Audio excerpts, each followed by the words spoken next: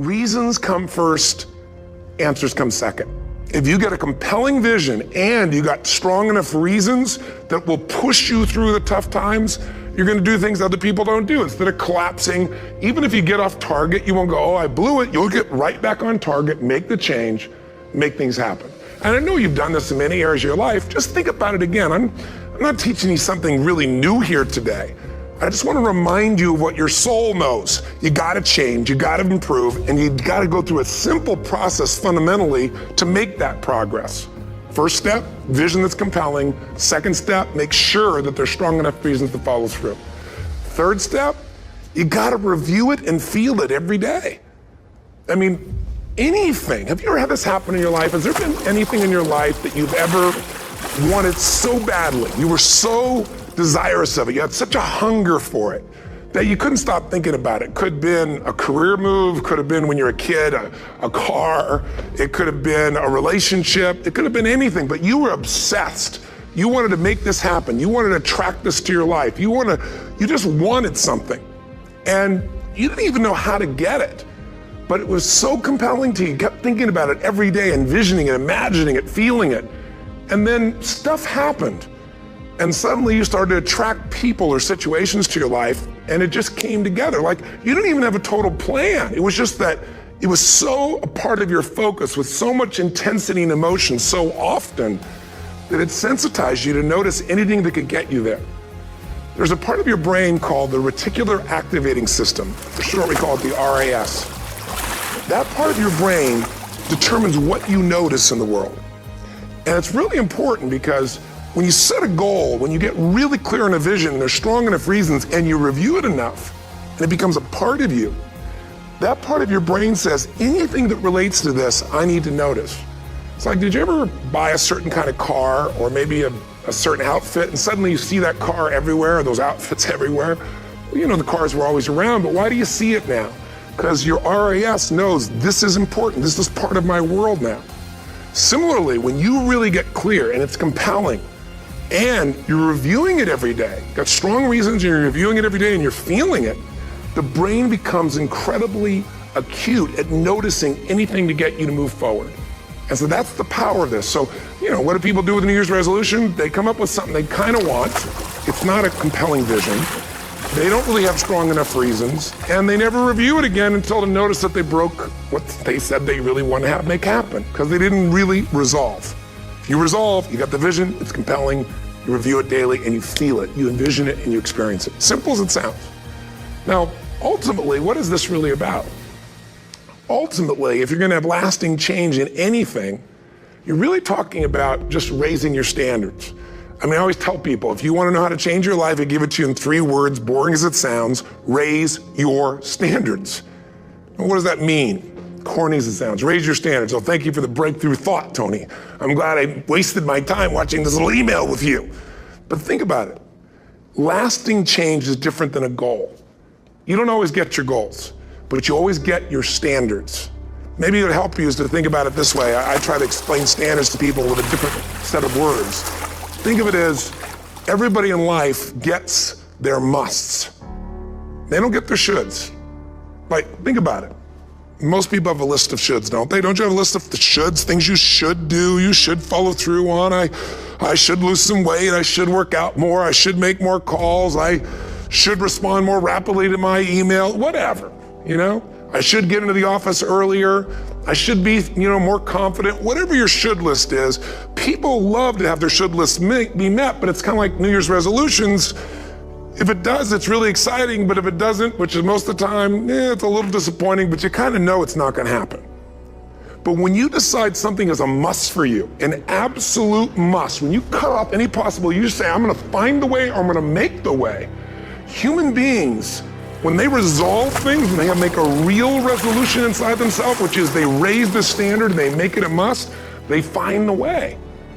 Think about it in your own life. Haven't you had some area of your life where you raise your standard and your life has never been the same? Maybe at one time in your life you smoked cigarettes, or you did something and you did it for years and you kept trying to change it, and kept telling yourself, I should. And then one day something happened. Something just clicked you over. Something took you over that kind of tipping point. And inside yourself, you said, no more. And it was a very, very different experience, wasn't it? Something inside of you shifted, and what was a should became a must, and you've never gone back. Is there an area like that in your life you can think of? Again, did you ever smoke cigarettes? Did you ever eat a certain way, drink a certain form of alcohol, and then finally say no more, and you just don't go back? And notice this, it doesn't really take any willpower to do it. Because somewhere when we make this click, when we make something a must, we attach ourselves to it. It becomes part of our identity.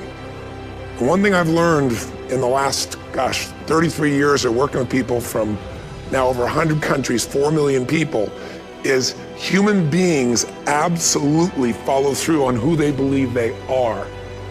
If you said to me, well, I'm really gonna work hard to stop smoking, but I've been a smoker my whole life, and I am a smoker. I know your days are numbered. You're gonna be back smoking cigarettes again, because we all act consistent with who we believe we are. I tell people the strongest force in the whole human personality is this need to stay consistent with how we define ourselves. If you define yourself as somebody who is really conservative, you're not gonna be crazy and act nuts unless you're really drunk or something, and then you can say it's the alcohol, when it's really just you finally getting permission to be yourself. The alcohol is your excuse. If you're a really crazy person, you act crazy, outrageous, playful. You don't act conservative because that's not who you are. Very often people say, well, I can't do that. I'm not that kind of person. And I always say to people, really, when did you define yourself? I mean, really, how many years ago did you come up with what you could and couldn't do in your life? How many years ago? Most people, if they really look at how they're living their life today, it's based on a set of standards, a set of beliefs that they made choices about 10, 20, 30 or more years ago. I mean, very often we made decisions in our youth or very young about what to believe, about what we were capable of, about who we are as a person, and that becomes the glass ceiling, if you will, that controls us. There's a corny metaphor, but it's true. I remember one time I was with my family at the circus, and there was a person there, and they had this big giant elephant, and you look at this elephant, and they take this little rope, put it around the elephant's neck, and they drive this stake into the ground. And I mean, you look at this and you know that elephant could rip down the entire tent with almost no effort. And yet the elephant doesn't struggle, doesn't try. Why? Because the elephant's conditioned. And they take that elephant and condition the elephant when it's a baby elephant. That's how they train them. When it's a little baby elephant and it doesn't have the power yet, they put a big rope around it and they drive this huge stake in the ground, and the elephant fights and fights and fights. And one day, finally, that elephant decides, I'm not capable of pulling this out. And once that becomes the definition of an identity of anyone, an elephant in this case, they don't even try anymore. It's just who I am, that's how it is, that's just the way it is in my life. I'd like to ask you to take a look at any place you've got a limitation and ask yourself, when did I decide to accept that limitation?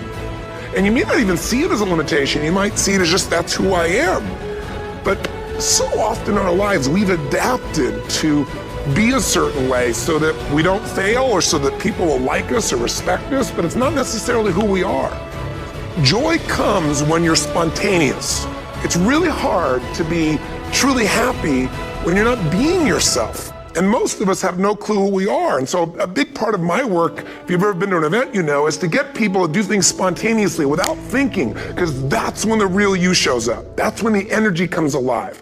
And when you do that, when you start to connect to your true nature, suddenly there's energy available for you to set a higher standard for what you want in your life. That's what this is really all about.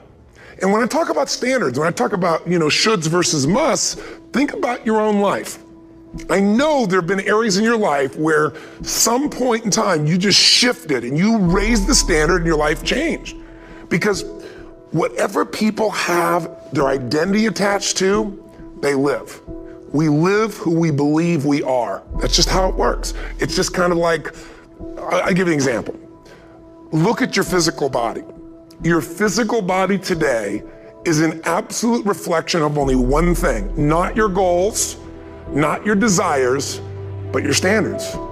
The identity you have for yourself. If your standard is you're an athlete, then there's a certain amount of strength, a muscle tone, and energy that's available in your body on a regular basis because that's who you are. And so you do whatever is necessary to maintain that identity.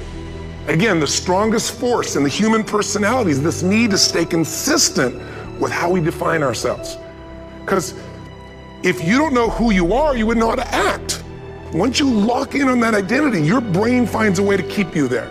If you say, man, I'm overweight, I've always been overweight, I'm big boned, and that's the story you got, then you're gonna always find a way to get back there. That's your settling point. That's your identity. That's where things lock in.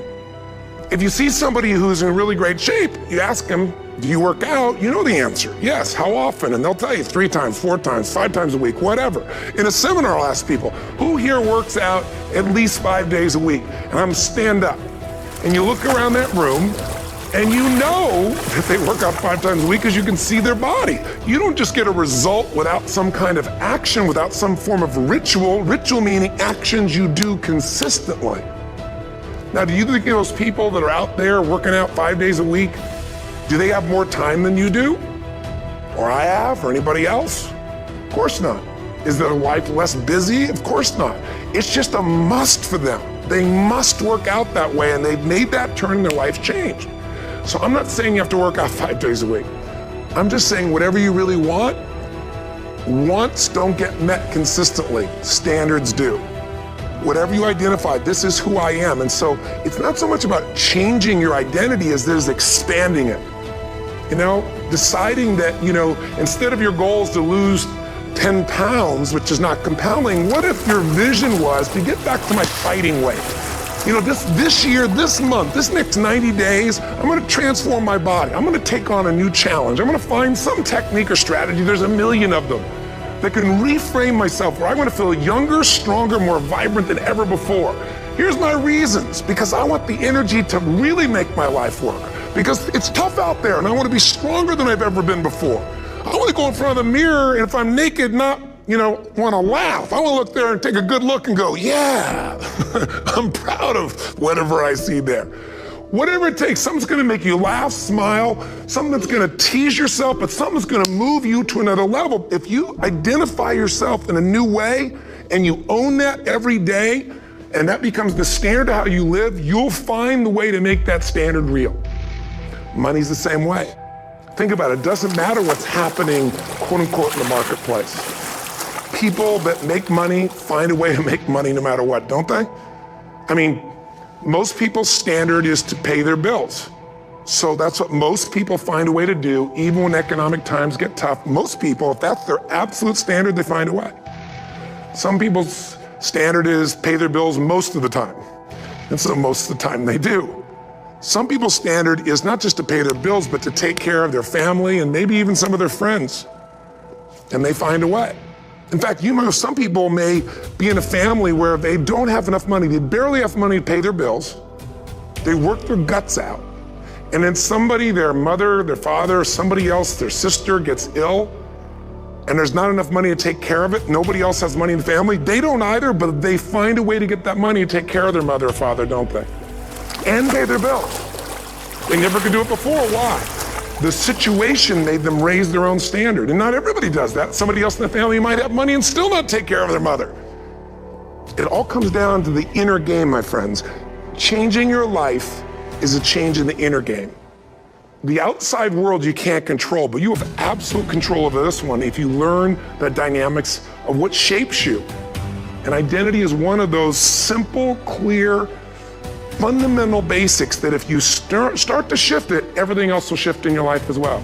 Some people, by the way, have to have more than enough money to do what they want, when they want, where they want, with whomever they want, contribute the way they want. And if that's their must, they find a way. I know that sounds overly simplistic, but it's true. Somebody once said you could take all the money in the world out of the hands of everybody, out of all the wealthy people in the world who are really successful, you give it to other people, it wouldn't take too long, those people would have it back in their hands. It's not because they're manipulative, it's because they have a standard. Some are manipulative, don't get me wrong, but they've got a standard of what they're gonna find a way to make happen. I'm just simply saying to you, take those 3 magic words and live them. Raise your standard. And if you really wanna do it, then I'll tell you the most important secret. Have you ever done this? Have you ever told yourself you're raising your standard? Okay, I'm gonna go make this happen. I'm gonna go make this much money. I'm gonna transform my kids. I'm gonna create the ultimate relationship in my life. I'm gonna transform my body, whatever it is. And then you don't have strong enough reasons and you don't use it. You don't follow through. It's because you didn't back up your standards with what makes those standards real, and that's rituals. Rituals are where the power is. Whenever we do our Robbins results coaching, and we say Robbins equals results, the way we get results with people, it's the same way if you listen to my Ultimate Edge program, or back in the old days, Personal Power, or if you went to one of my seminars, you know what I do is I take these huge challenges you got and we break them down into little bite-sized steps. Little things you do each day that after you do them, you get so much momentum that it's easy to succeed. You're not overwhelmed.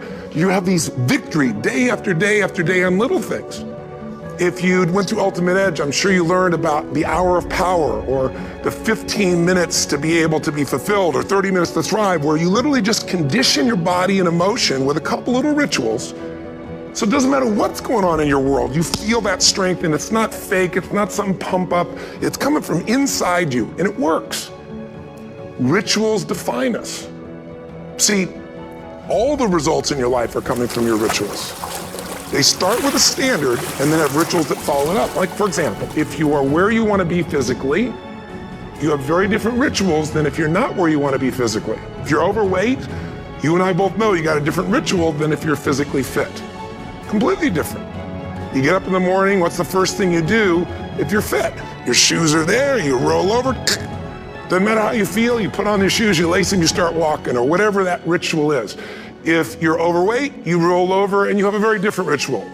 You might roll over several times to turn the alarm clock off.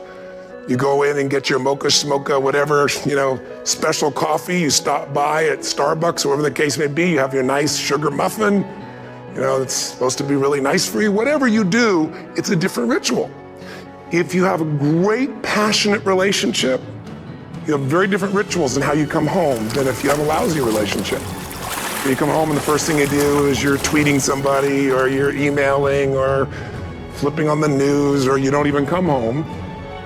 And what are the rituals?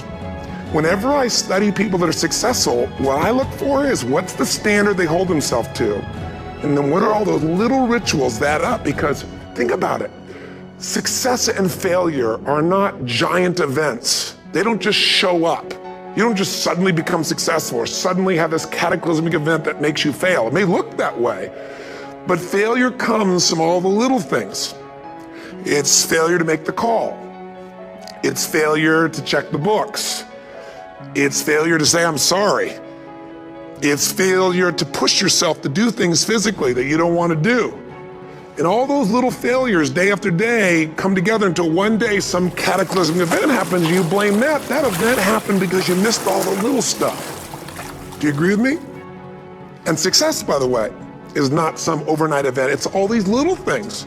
Success is having a vision. Success is making it compelling. Success is really seeing it and feeling it every day with strong enough reasons. Success is feeling the sense that I'm here to grow and I'm here to give something to the world more than just myself. Success is caring about other people. Success is calling and saying, I love you in the middle of the day for no damn reason. Or sending a note. That'll change your relationship. Have a ritual of something funny, playful, or a surprise you do. How many relationships are dead today because they have no surprise rituals anymore? You need to have some rituals, some cool things you do that nobody else does that gives you a better life than anybody else has.